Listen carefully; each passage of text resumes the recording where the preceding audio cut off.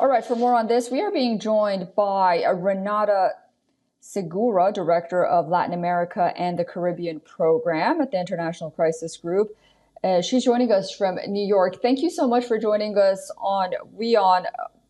What a 24-hour it's been in Venezuela as we all watch. The opposition says that it has proof that its candidate defeated President Maduro in these disputed elections. What is your view on the situation right now?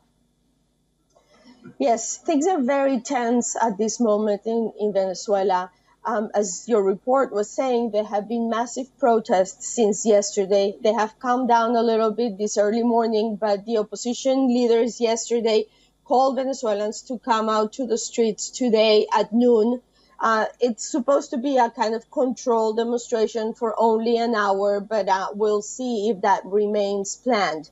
For now, the opposition's plan is really to try to stick to the electoral route and show the world that Maduro has done fraud. And the way that they're doing this is that through the witnesses that the opposition had in all of the voting sites, they have the receipts, essentially, that the machine brings out with the votes. They've collected around 75% of the acts that are of the entire country. And they are saying that they can prove with these receipts that Maduro is lying about the results. Given that the international community reaction has been to demand that the government shows the results, saying that Maduro wins, it's going to be very difficult for the government, I believe, to be able to show such proof.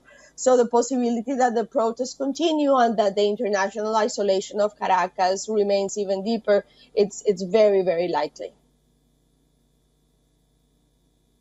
What's been concerning is, as we mentioned in our report as well, that Mr. Maduro says that he knows how to deal with these protesters. So the results have been declared. The protests are increasing day by day. How do you see the situation from here on? Look, I think the key actor at this moment in Venezuela is going to be the security forces and how they react to the growing protests. We saw the Minister of Security come out yesterday and call for calm. They have been on the streets facing the protesters, but as of now, there hasn't been open repression.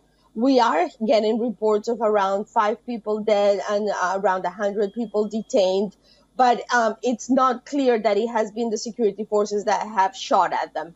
Venezuela has these paramilitary forces that are supportive of the Maduro administration called collectives.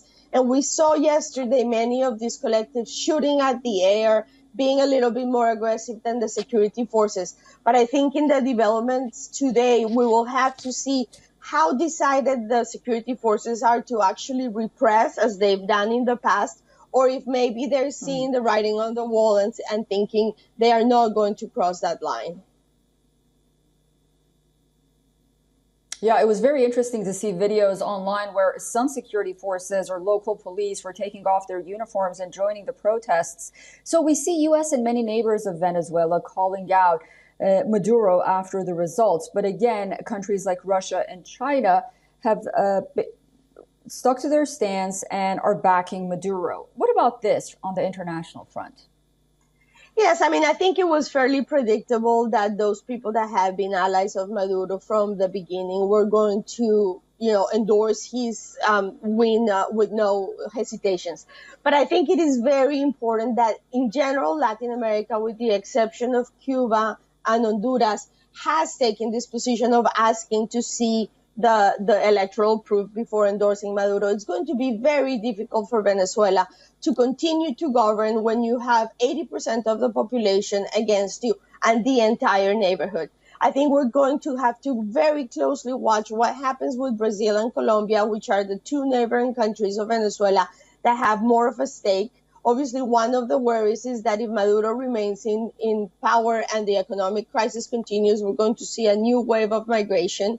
The governments of Colombia and Brazil are very interested in preventing that from happening. So we know that there are negotiations behind closed doors. Brazil has been very cautious on the way that they presented. The Colombian government has been relatively quiet. So this is the moment when the international community can do really discreet negotiations with the Maduro administration to try and find a solution that is peaceful.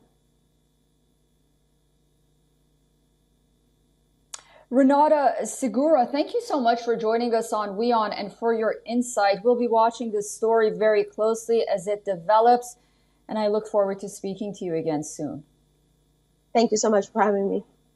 For all the latest news, download the WION app and subscribe to our YouTube channel.